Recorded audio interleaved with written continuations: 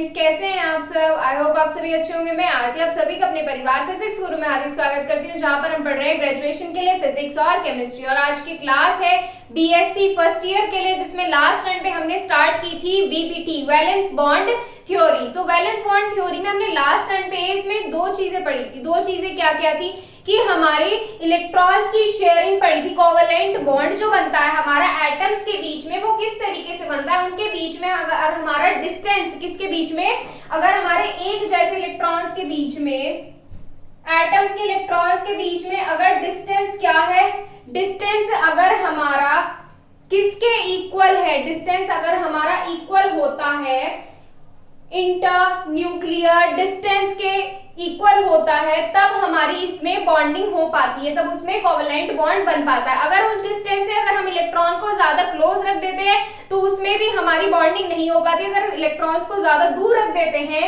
Atoms के, तब भी हमारी बॉन्डिंग नहीं हो पाती। तो ये जो थ्योरी दी थी हमें दो साइंटिस्ट ने दी थी, हिटलर और लंडन ने दी थी। और जो हमारी मॉडिफाइड थ्योरी है ये पाउलिंग और स्लेटर नाम के साइंटिस्ट ने दी थी। तो ये है हमारी मॉडिफाइड वीबीटी जो पाउलिंग और स्लेटर ने हमें दी थी। तो चलिए बात करते हैं हमारी मॉडिफाइड वीबीटी के बारे में कि हम वीबीटी में पाउलिंग और स्लेटर ने क्या संशोधन किया था, क्या चीज मॉडिफाई की थी। तो इसमें देखते हैं हम, Pauling and Slater gave the modified form of VBT and its overlapping of orbitals during covalent bond formation has been explained। तो उसमें भी हमने क्या किया था, हमने कोवेलेंट बॉन्ड के फॉर्मेशन के बारे में एक्सप्लेन किया था कि हमारा कोवेलेंट बॉन्ड किस तरीके से बनता है।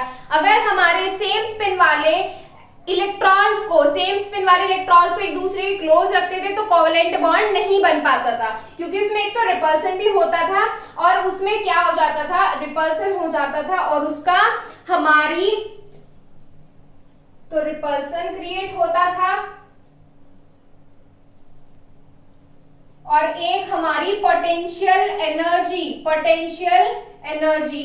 इंक्रीज हो जाती थी। पोटेंशियल एनर्जी क्या हो जाती थी, उसकी ज्यादा हो जाती थी, जिस वजह से उसमें क्या होता था, कोवेलेंट बॉन्ड नहीं बन पाता था।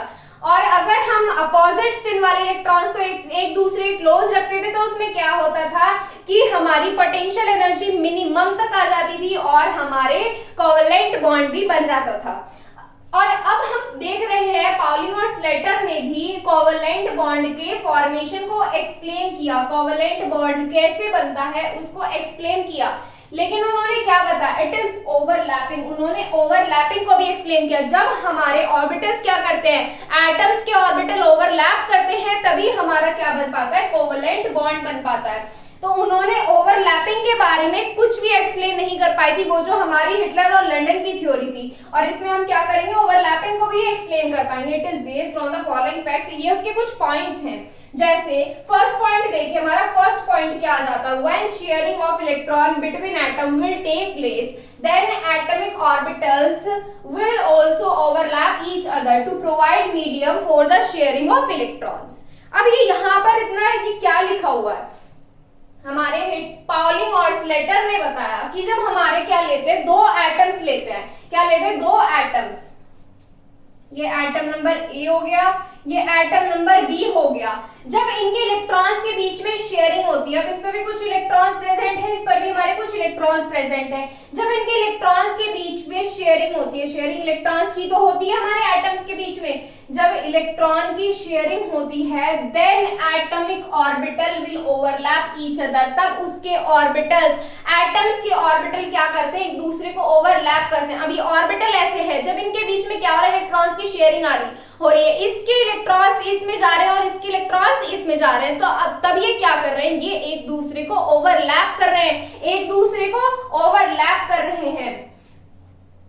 Then atomic orbitals will overlap each other to provide medium for sharing of electrons। अब इसमें एक चीज देखिए, जब हमारे एटम्स के ऑर्बिटल्स क्या आ रहे हैं, एक दूसरे क्लोज आ रहे हैं और इलेक्ट्रॉन्स की शेयरिंग हो रही है, इलेक्ट्रॉन्स की शेयरिंग हो रही है, ओवरलैप हो रहे हैं, तो वो क्या कर रहा है, वो इलेक्ट्रॉन्स की शेयरिंग के लिए मीडियम प्रोवाइड कर रही है। ओवरलैपिंग जो है इलेक्ट्रॉन्स की शेयरिंग के लिए एक मीडियम प्रोवाइड कर रही है, जिसे हम क्या बोलते हैं, जिसे हम बोलते हैं ओवरलैपिंग। जिसे क्या बोलते हैं, ओवरलैपिंग, जिसमें हमारे इलेक्ट्रॉन्स की क्वांटिटी कैसी होती है, ओवरलैपिंग जहां पर होती है वहां पर इलेक्ट्रॉन्स की क्वांटिटी हमारी मैक्सिमम होती है। क्या होती है, मैक्सिमम। तो इसमें क्या देखा है हमने, when sharing of electrons between atoms, atoms के बीच में जब इलेक्ट्रॉन्स की शेयरिंग होती है, then atomic orbitals will also overlap each other, तब atomic orbitals क्या करते हैं, ये भी ओवरलैप करते हैं, to provide medium for sharing of electron, electrons की शेयरिंग के लिए मीडियम प्रोवाइड करने के लिए। चलिए नेक्स्ट पॉइंट देखते हैं, point number 2, only those orbitals will overlap each other whose electrons are involved in bond formation। अब यहाँ से एक बात और जुड़ जाती है इसमें, वो क्या है, अब हमने ये तो बता दिया कि ऑर्बिटल्स क्या कर रहे हैं, ओवरलैप कर रहे हैं। अब इसमें एक पॉइंट ये है, जिसके इलेक्ट्रॉन्स शेयरिंग कर रहे हैं, जिसके इलेक्ट्रॉन्स शेयरिंग कर रहे हैं, सिर्फ वही ऑर्बिटल ओवरलैप करेंगे, वही ऑर्बिटल क्या करेंगे, ओवरलैप करेंगे। जैसे मान लीजिए यह एटम A है, ये एटम B है, और यहाँ पर ये एटम ले लिया हमने C। इस तरीके से हमारे क्या है, ये एटम है।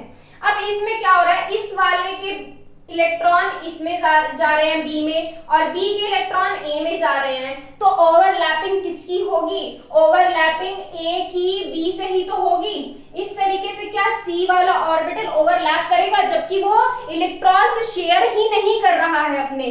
तो जो इलेक्ट्रॉन शेयर नहीं करेगा, जो एटम इलेक्ट्रॉन शेयर नहीं करेगा, उसकी ओवरलैपिंग नहीं होगी, वो एटम हमारा ओवरलैप नहीं करेगा। तो यही है हमारा सेकंड पॉइंट इसमें, only those orbitals will overlap each other whose electrons are involved in bond formation, जिसके इलेक्ट्रॉन्स बॉन्ड फॉर्मेशन में पार्टिसिपेट करते हैं, वही हमारे क्या करते हैं, ओवरलैप करते हैं। चलिए ये पॉइंट भी हो जाता है हमारा सेकंड पॉइंट। नेक्स्ट पॉइंट देखेंगे इसमें, अब पॉइंट नंबर 3 देखिए,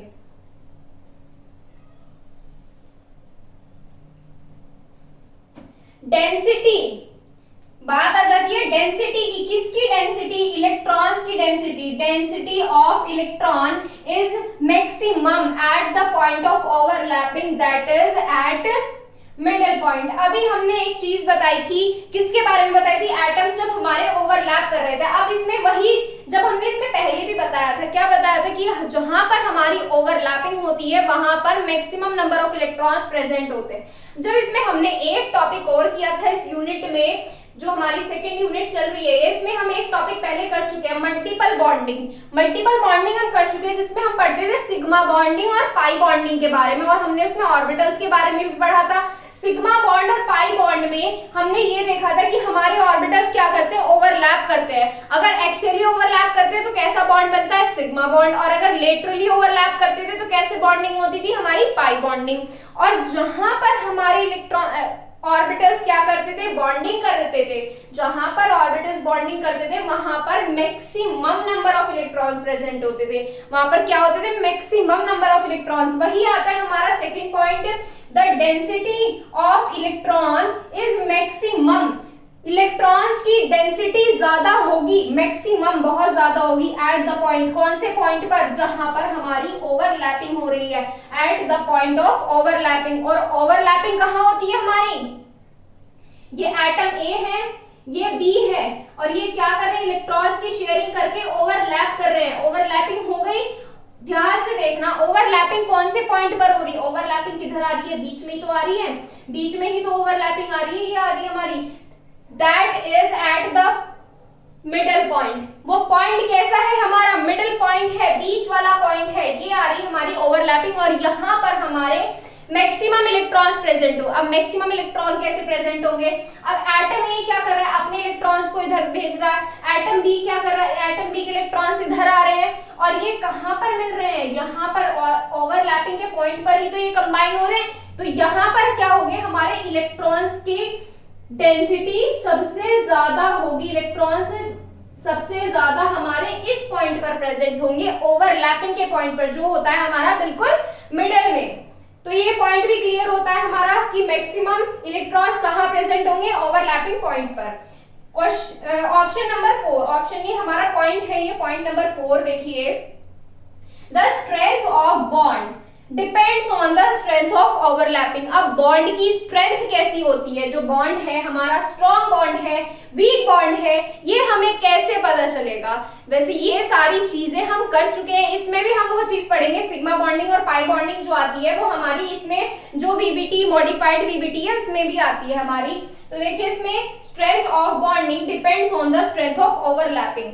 ओवरलैपिंग की स्ट्रेंथ पर हमारी डिपेंड करती है बॉन्ड की strength. Strength of overlapping, overlapping की स्ट्रेंथ पर डिपेंड करती है हमारी बॉन्ड की स्ट्रेंथ। अब बॉन्ड की स्ट्रेंथ पर कैसे डिपेंड करती है, इफ ऑर्बिटल्स ओवरलैप इफेक्टिवली, अगर ऑर्बिटल्स क्या कर रहे हैं, इफेक्टिवली ओवरलैप कर रहे हैं, then it will form strong bond. अगर इफेक्टिवली ओवरलैप कर रहे हैं तो स्ट्रॉन्ग बॉन्ड बनाएंगे।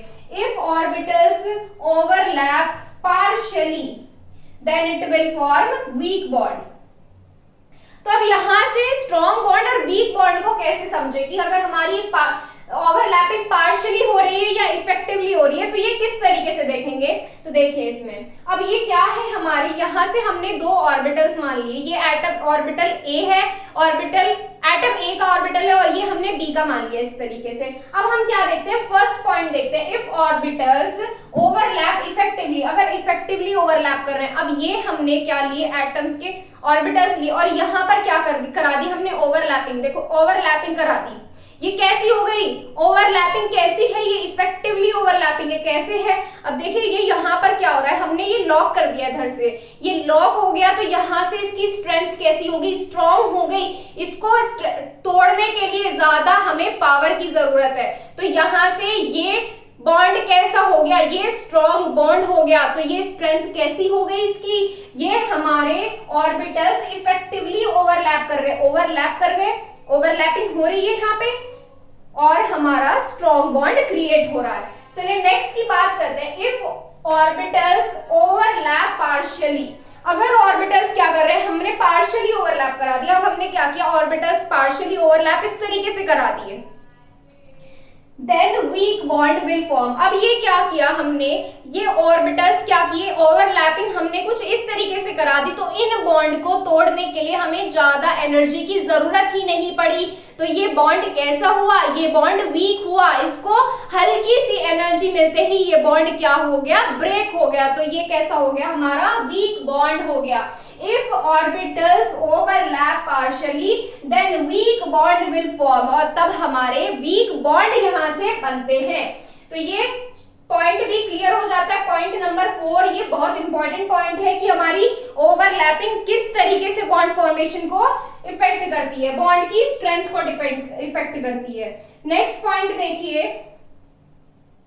on the basis of overlapping covalent bond can be divided in two parts। अब यहां पर ये लिखा है कि हमारी कोवलेंट बॉन्ड जो होता है उसमें ओवरलैपिंग होती है, वो 2 पार्ट्स में डिवाइड की गई है। On the basis of overlapping, overlapping के बेसिस पर हमारे कोवलेंट बॉन्ड 2 पार्ट्स में डिवाइड किए गए हैं।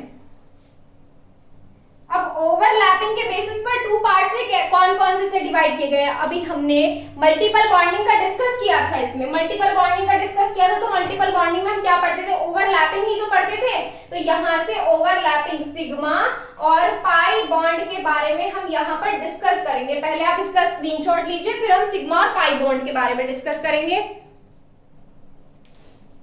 देखिए इसमें आगे हम क्या देखेंगे, ओवरलैपिंग के टाइप देखिए, ओवरलैपिंग के टाइप किस तरीके से कि हमारी कोवलेंट बॉन्डिंग कैसे होती है, मतलब सिग्मा बॉन्ड और पाई बॉन्ड के बारे में देखने वाले हैं हम इसमें आगे।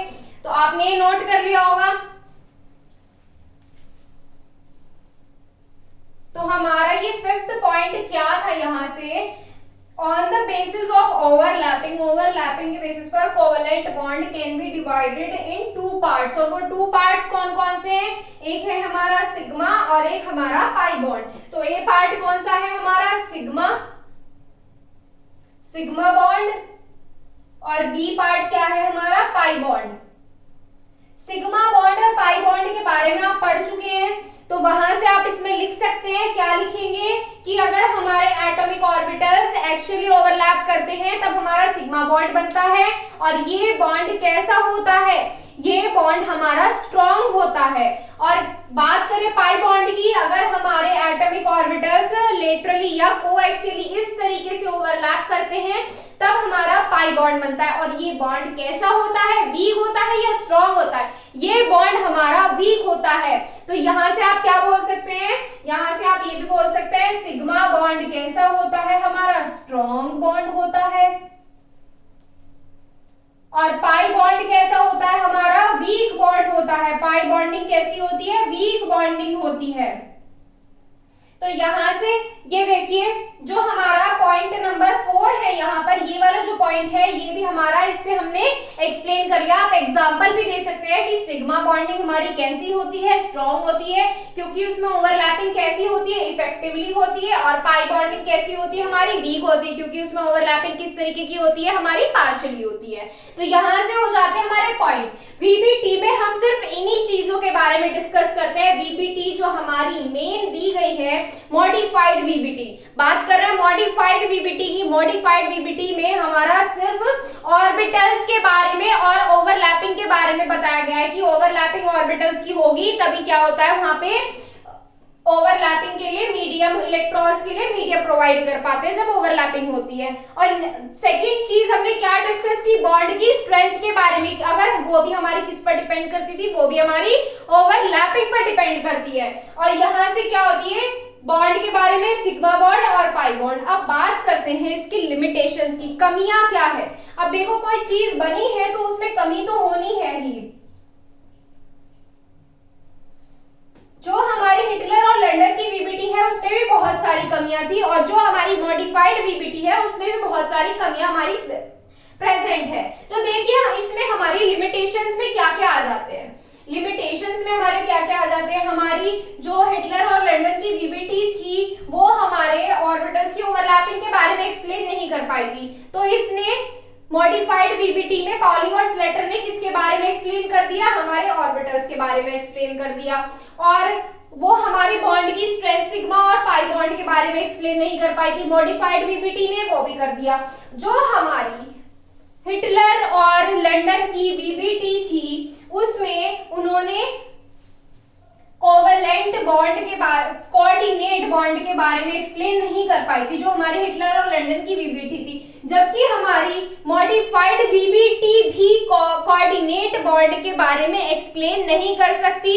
इससे आप हाइब्रिडाइजेशन का पता नहीं निकाल सकते, इससे मैग्नेटिक बिहेवियर आप फाइंड नहीं कर सकते, और इससे आप मॉलिक्यूल की ज्योमेट्री भी डिफाइन नहीं कर सकते। तो देखिए कितनी सारी कमियां इसमें मौजूद है हमारी मॉडिफाइड वीबीटी में। तो हम यहाँ से पॉइंट वाइज बनाकर लिखेंगे सब में कि हमारी मॉडिफाइड वीबीटी किन किन चीजों के बारे में एक्सप्लेन नहीं कर पाई। तो यहाँ से फर्स्ट पॉइंट क्या हो जाएगा हमारा, कोऑर्डिनेट बॉन्ड का हो जाएगा। It can not explain about the formation of coordinate bond. Limitation में फर्स्ट पॉइंट हो जाएगा it can not explain, it cannot explain about the formation of,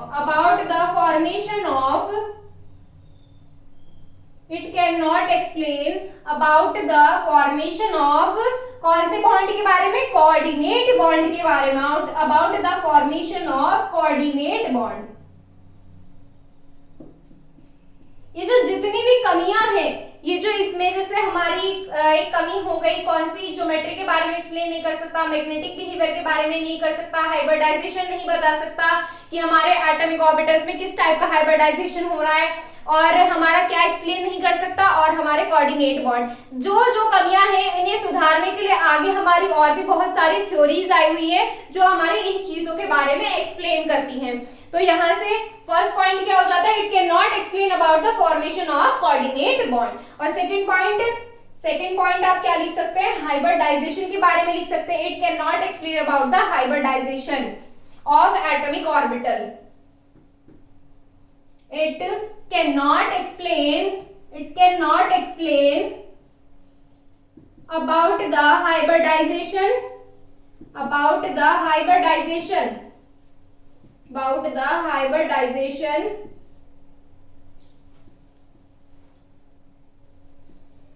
hybridization of atomic orbital, about the hybridization of atomic orbitals, atomic orbitals के hybridisation के बारे में explain नहीं कर पाती है।